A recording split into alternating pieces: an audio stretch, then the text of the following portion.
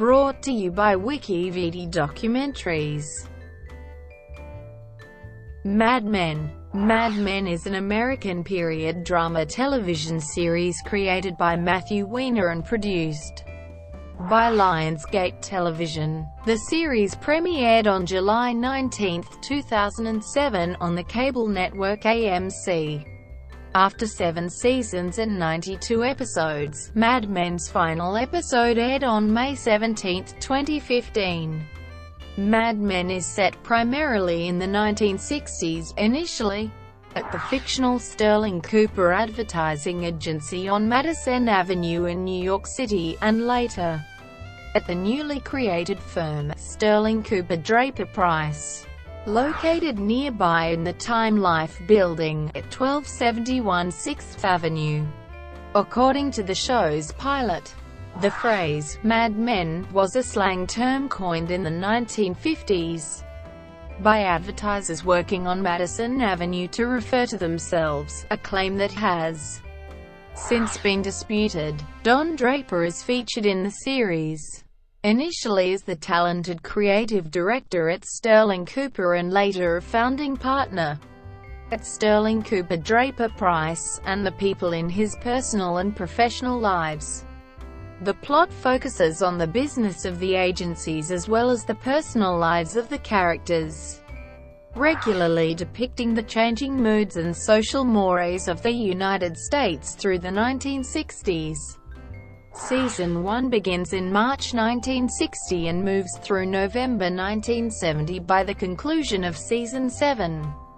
Throughout its run, Mad Men received widespread critical acclaim for its writing, acting, and historical authenticity. It has won many awards, including 16 Emmys and 5 Golden Globes.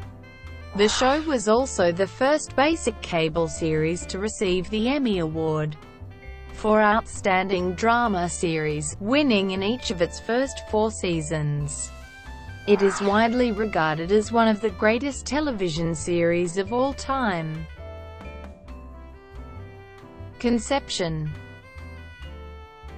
In 2000, while working as a staff writer for Becca, Matthew Weiner wrote the first draft as a spec script for the pilot of what would later be called Mad Men. Television producer David Chase recruited Weiner to work as a writer on his HBO series The Sopranos after reading the pilot script in 2002. "It was lively, and it had something new to say," Chase said. Here was someone, Weiner, who had written a story about advertising in the 1960s, and was looking at recent American history through that prism. Weiner and his representatives at Industry Entertainment and ICM tried to sell the pilot script to HBO and Showtime, both of which passed. Lacking a suitable network buyer, they tabled sales efforts until years later, when a talent manager on Weiner's team, Ira Liss, pitched the series to AMC's Vice President of Development, Christina Wayne. The Sopranos was completing its final season then, and the cable network happened to be getting into the market for new series programming. The network was looking for distinction in launching its first original series, according to AMC Network's president Ed Carroll, and we took a bet that quality would win out over formulaic mass appeal. Influences. Weiner listed Alfred Hitchcock as a major influence on the visual style of the series, especially the film North by Northwest. He also was influenced by director Wong Kar-wai in the music, mise-en-scene, and editorial style. Weiner noted in an interview that MASH and Happy Days, 2 television shows produced in the 1970s about the 1950s, provided a touchstone for culture and a way to remind people that they have a misconception about the past, any past. He also says that Mad Men would have been some sort of crisp, soapy version of The West Wing if not for The Sopranos. Pre-production. Tim Hunter, the director of the half-dozen episodes from the show's first 2 seasons, called Mad Men a very well-run show. He said, "Filming and production design. The pilot episode was shot at Silvercup Studios and various locations around New York City. Subsequent episodes were filmed at Los Angeles Center Studios. It is available in high definition for showing on AMC HD and on video-on-demand services available from various cable affiliates." The writers, including Weiner, amassed volumes of research on the period in which Mad Men takes place so as to make most aspects of the series, including detailed set design, costume design, and props, historically accurate, producing an authentic visual style that garnered critical praise. Each episode had a budget between $2.5 million, though the pilot episode's budget was over $3 million. On the scenes featuring smoking, Weiner stated, "Doing this show without smoking would have been a joke. It would have been sanitary, and it would have been phony." Robert Morse was cast in the role of senior partner Bertram Cooper. Morse starred in 2 1967 films about amoral businessmen, A Guide for the Married Man, a source of inspiration for Weiner, and How to Succeed in Business Without Really Trying, in which Morse recreated his role from the 1961 Broadway play of the same name. Weiner collaborated with cinematographer Phil Abraham and production designers Robert Shaw and Dan Bishop to develop a visual style that was influenced more by cinema than television. Alan Taylor, a veteran director of The Sopranos, directed the pilot, and also helped establish the series' visual tone. To convey an air of mystery around Don Draper, Taylor tended to shoot from behind him or would frame him partially obscured. Many scenes set at Sterling Cooper were shot lower than eyeline, to incorporate the ceilings into the composition of frame. This reflects the photography, graphic design and architecture of the period. Allen felt that neither Steadicam nor handheld camera work would be appropriate to the visual grammar of the time, and that aesthetic didn't mesh with their classic approach. Accordingly, the sets were designed to be practical for dolly work. Finances. According to a 2011 Miller Tobacco Plus Company estimate published in Barron's, Lionsgate Entertainment received an estimated $2.71 million from AMC for each episode, a little less than the $2.84 million each episode costs to produce. In March 2011, after negotiations between the network and the series creator, AMC picked up Mad Men for a 5th season, which premiered on March 25, 2012. Weiner reportedly signed a $30 million contract, which would keep him at the helm of the show for 3 more seasons. A couple of weeks later, a Marie Claire interview with January Jones was published, noting the limits to the financial success when it comes to the actors. "We don't get paid very much on the show, and that's well documented. On the other hand, when you do television you have a steady paycheck each week, so that's nice." Miller Tobacco analyst David Joyce wrote that sales from home video and iTunes could amount to $100 million in revenue during the show's expected 7-year run, with international syndication sales bringing in an additional estimated $700,000 per episode. That does not include the $71 to $100 million estimated to come from a Netflix streaming video deal announced in April 2011. Episode credit and title sequences. The opening title sequence features credits superimposed over a graphic animation of a businessman falling from a height, surrounded by skyscrapers. with reflections of period advertising posters and billboards, accompanied by a short edit of the instrumental, A Beautiful Mind by JD2. The businessman appears as a black and white silhouette. The titles, created by production house Imaginary Forces, pay homage to graphic designer Saul Bass. Skyscraper-filled opening titles for Alfred Hitchcock's North by Northwest and Falling Man movie poster for Vertigo. Weiner has listed Hitchcock as a major influence on the visual style of the series. David Carbonara composes the original score for the series. Mad Men original score Vol. 1 was released on January 13, 2009. In a 2010 issue of TV Guide, the show's opening title sequence ranked number 9 on a list of TV's top 10 credit sequences.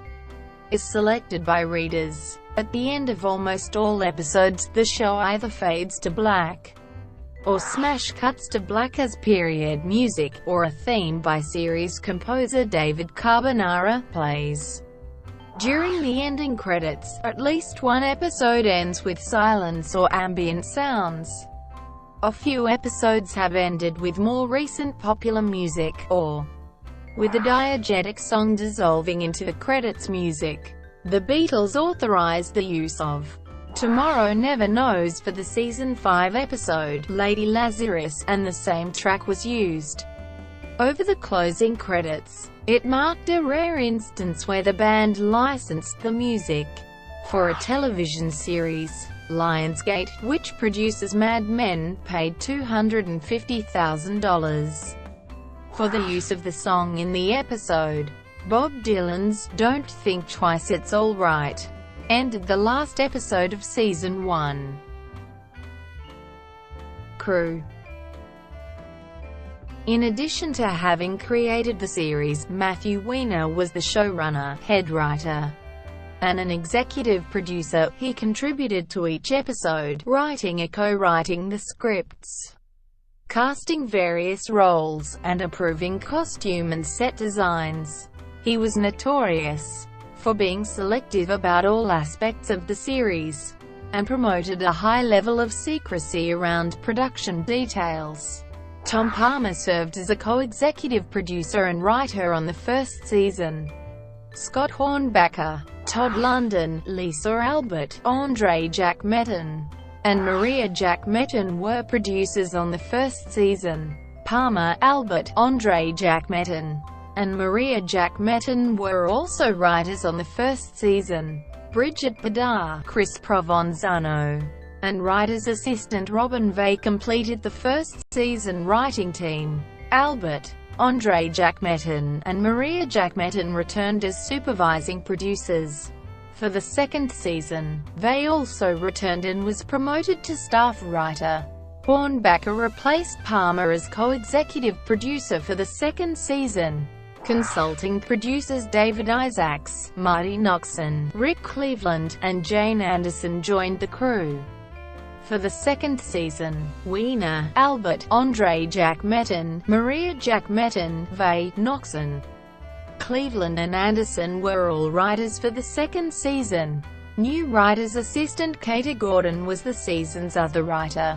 Isaacs, Cleveland, and Anderson left the crew at the end of the second season.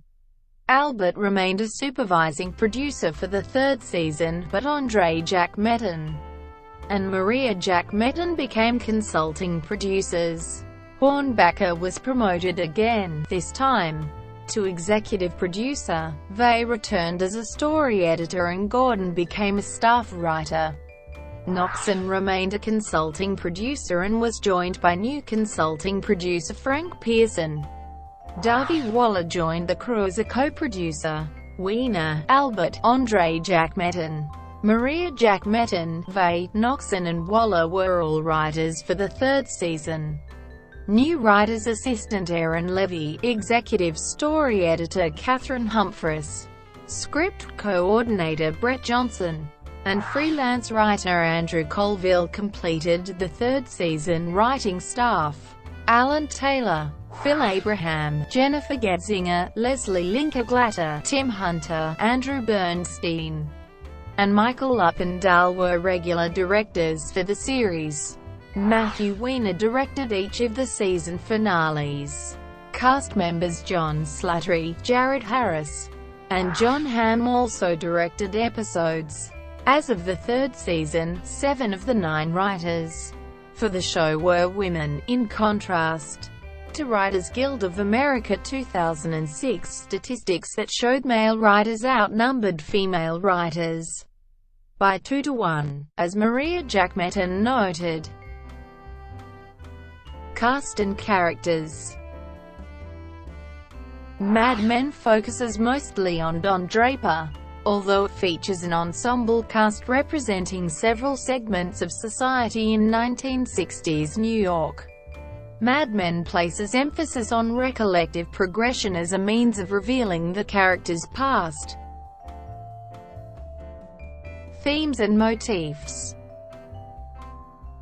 Mad Men depicts parts of American society and culture of the 1960s, highlighting cigarette smoking, drinking, sexism, feminism, adultery, homophobia, anti-Semitism, and racism. Themes of alienation, social mobility, and ruthlessness also underpin the tone of the show. MSNBC noted that the series mostly remains disconnected from the outside world, so the politics and cultural trends of the time are illustrated through people and their lives, not broad, sweeping arguments. Creator Matthew Weiner called the series science fiction in the past, reasoning that just as science fiction uses a future world to discuss issues that concern us today, Mad Men uses the past to discuss issues that concern us today that we don't discuss openly. According to Weiner, he chose the 1960s because, every time I would try and find something interesting that I wanted to do, it happened in 1960. It will blow your mind if you look at the year on the almanac. And it's not just the election of JFK. The pill came out in March 1960. That's really what I wanted it to be around. That's the largest change in the entire world. Seriously, it's just astounding. Especially if you look at the movies from the 50s. Once it was acceptable to talk about this idea that teenagers were having sex, which they have been doing, obviously, since time immemorial. There were all these movies like Blue Denim and Peyton Place. Central tension in every movie that does not take place on the battlefield is about a girl getting pregnant. So all of a sudden that entire issue of pregnancy has been removed from society. That was what I was interested in 1960. Identity and memory. Television commentators have noted the series' study of personal identity.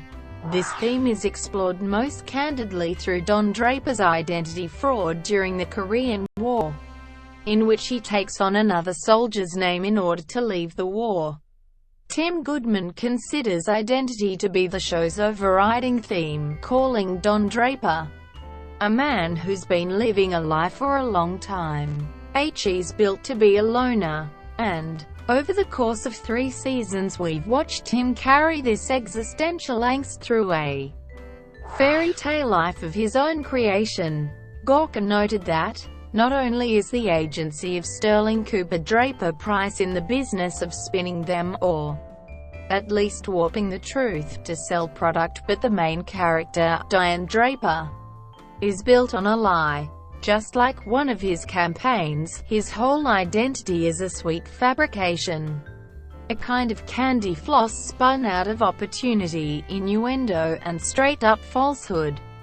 The New Republic writer Ruth Franklin said that, the show's method is to take us behind the scenes of the branding of American icons, Lucky Strike cigarettes, Hilton hotels, Life cereal, to show us not how the products themselves were created, but how their very sexy, very magical images were dreamed up. She went on to say that, "In this way, we are all Don Drapers, obsessed with selling an image rather than tending to what lies underneath."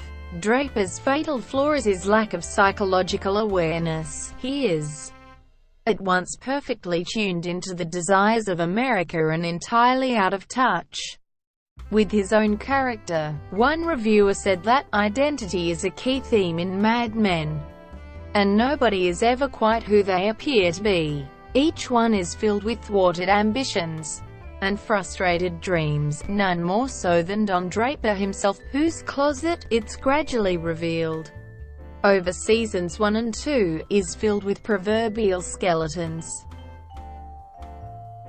Alcoholism.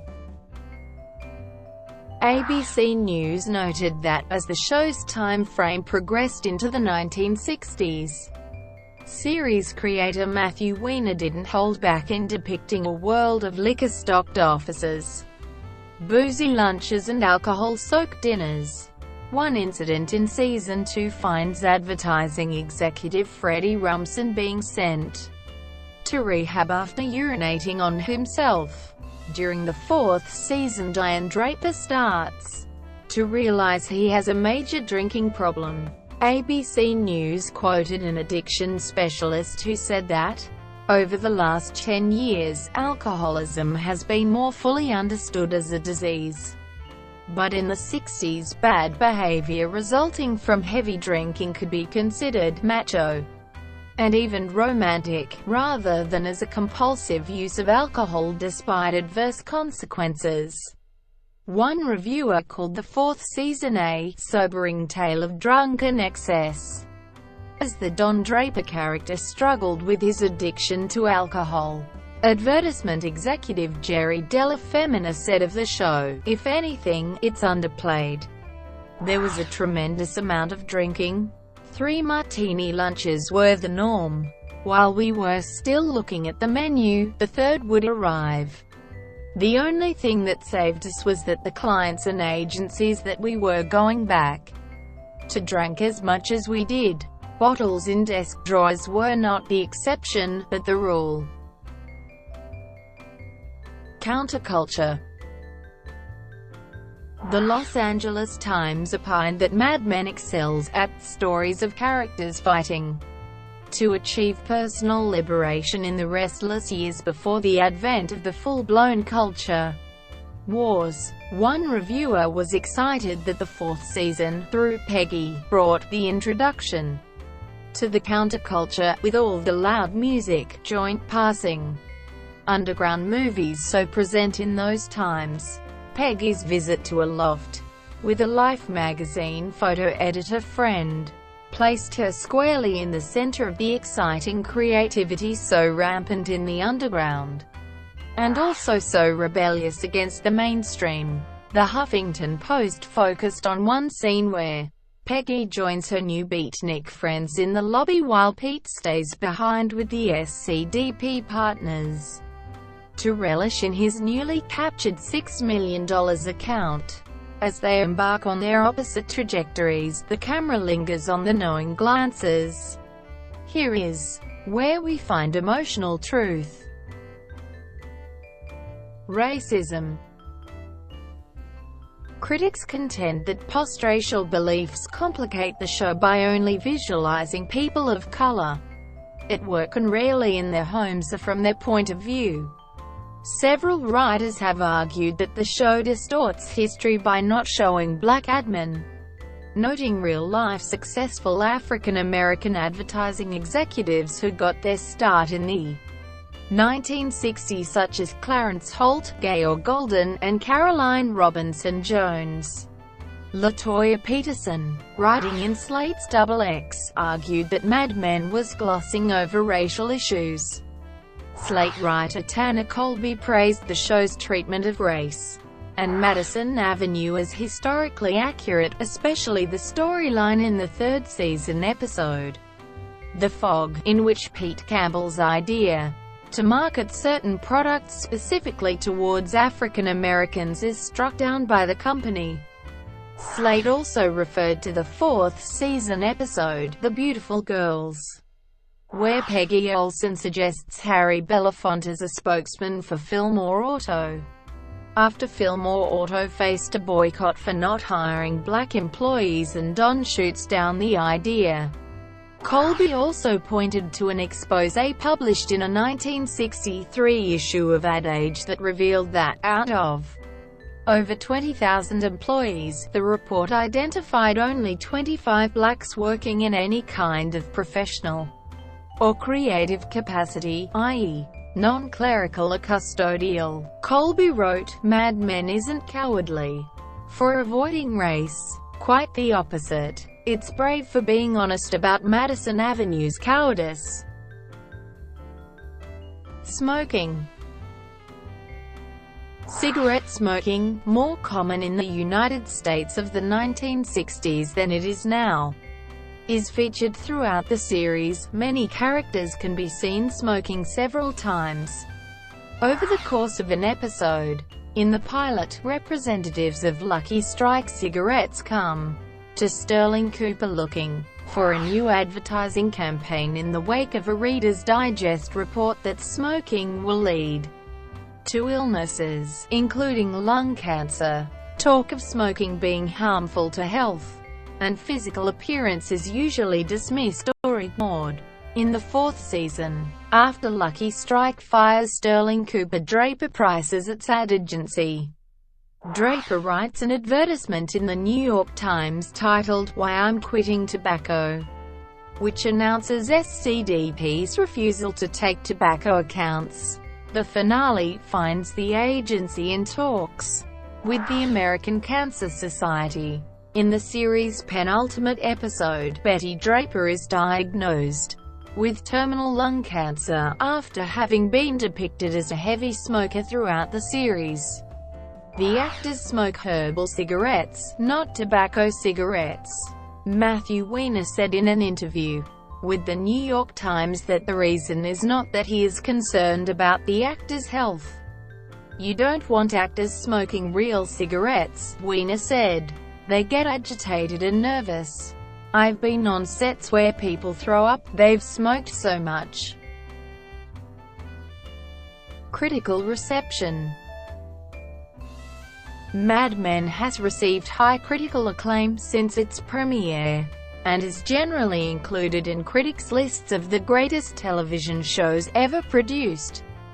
The American Film Institute selected it as one of the 10 best television series of 2007, 2008, 2009, 2010, and 2012, and it was named the best television show of 2007 by the Television Critics Association and several national publications, including the Chicago Tribune, the New York Times, the Pittsburgh Post-Gazette, Time magazine, and TV Guide. On the review aggregator website Metacritic, the first season scored 77/100.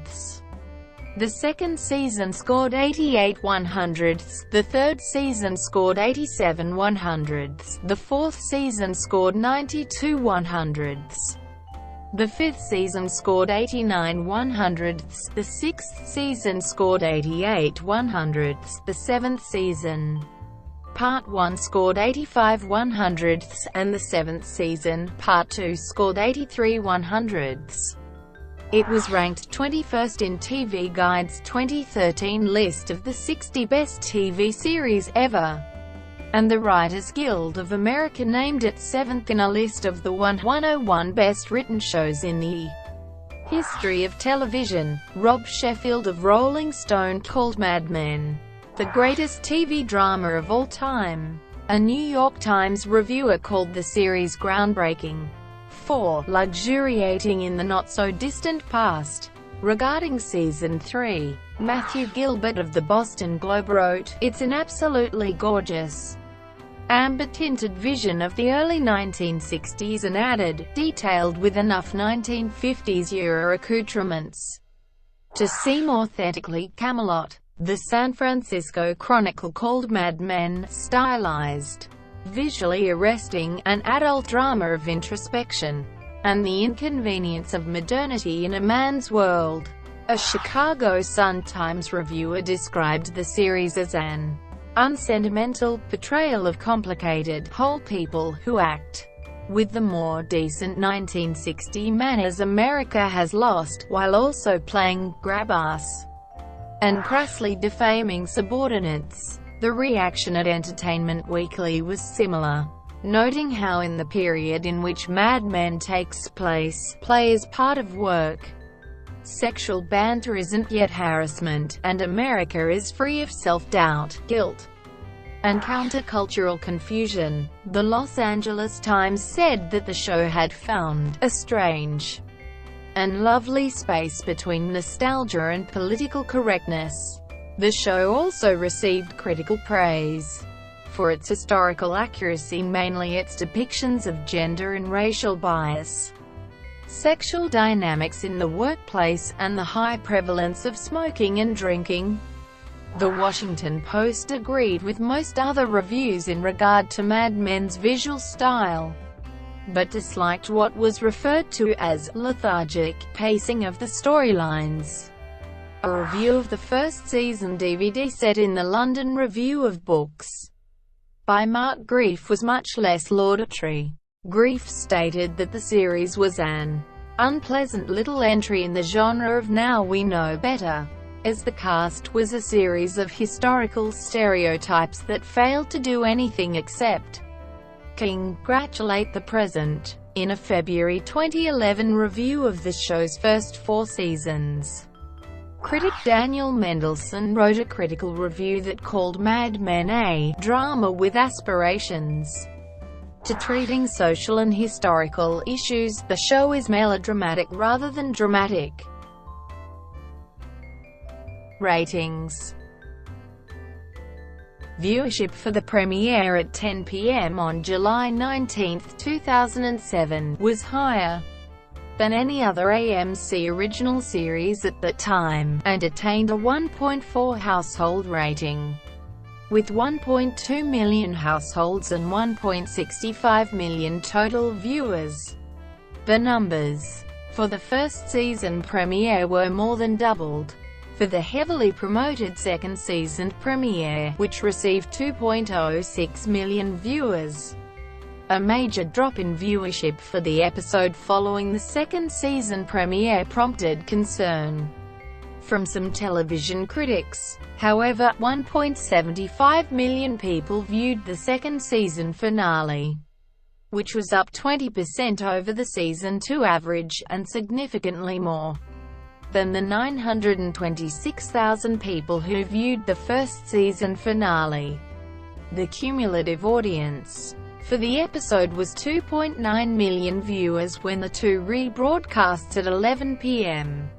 and 1 a.m. were factored in. The third season premiere, which aired August 16, 2009, gained 2.8 million views on its first run, and 0.78 million with the 11 p.m. and 1 a.m. repeats. In 2009, Mad Men was second in Nielsen's list of top 10 time-shifted primetime TV programs, with a 57.7% gain in viewers, second only to the final season of Battlestar Galactica. The fourth season premiere received 2.9 million viewers, and was up 5% from the ratings for the debut of Season 3 and up 61% from the third season average, and became the most watched episode in AMC history until its fifth season premiere, and later. The series premieres of The Walking Dead and Better Call Saul. The fifth season premiere, A Little Kiss, was the most watched episode of Mad Men of all time to date, receiving 3.54 million viewers and 1.6 million viewers in the 1849 demographic. Before the fifth season, Mad Men had never achieved above a 1.0 in the 1849 demographic. Charlie Collier, AMC's president, said that, for each of the 5 Mad Men seasons, Matthew Weiner and his team have crafted a beautifully told story, and each season a larger audience has responded, a rare accomplishment. "We couldn't be more proud of this program, the brilliant writers, cast and crew, and the entire team on each side of the camera." The fifth season finale, The Phantom, was watched by 2.7 million viewers, which was the highest ratings for a Mad Men finale until the series finale aired on May 19, 2015. In 2012, the series was second in Nielsen's list of top 10 time-shifted primetime TV programs, with a 127% gain in viewers. On April 7, 2013, the sixth season premiered to 3.37 million viewers, and a 1.1 adults 18-49. This was down from the fifth season premiere, but up from the fifth season finale. The sixth season finale on June 23, 2013, attracted 2.69 million total viewers, and achieved a 0.9 adults 18-49 demographic rating, on par with the fifth season finale. This helped bring the season average up to 2.49 million viewers, down just slightly from the season 5 average. The first part of the seventh season, titled The Beginning, premiered on April 13, 2014, and garnered 2.27 million total viewers and a 0.8 adults 18-49 rating. This was down 48% in viewers and 38% in adults 18-49 from the sixth season premiere, and down from the sixth season finale. The first part of Season 7 concluded on May 25, 2014, to 1.94 million viewers and a 0.7 adults 18-49 rating, down in both from the Season 6 finale. This brought the average for the first part of the season down to 2.01 million viewers. The second part of Season 7, titled The End of an Era, premiered on April 5, 2015, to 2.27 million viewers and a 0.8 adults 18-49 rating. Identical to the Season 7 premiere, the series finale of Mad Men aired on May 17, 2015, to 3.29 million viewers and a 1.1 adults 18-49 rating. 1.7 million of these viewers were aged 25-54, and 1.4 million were ages 18-49, making it the highest viewed and highest rated episode since the sixth season premiere. This episode brought up the Part 2 average to 2.12 million viewers, and brought up the overall Season 7 average to 2.06 million viewers. Thank you for watching. Brought to you by WikiVD Documentaries. Please like and subscribe below.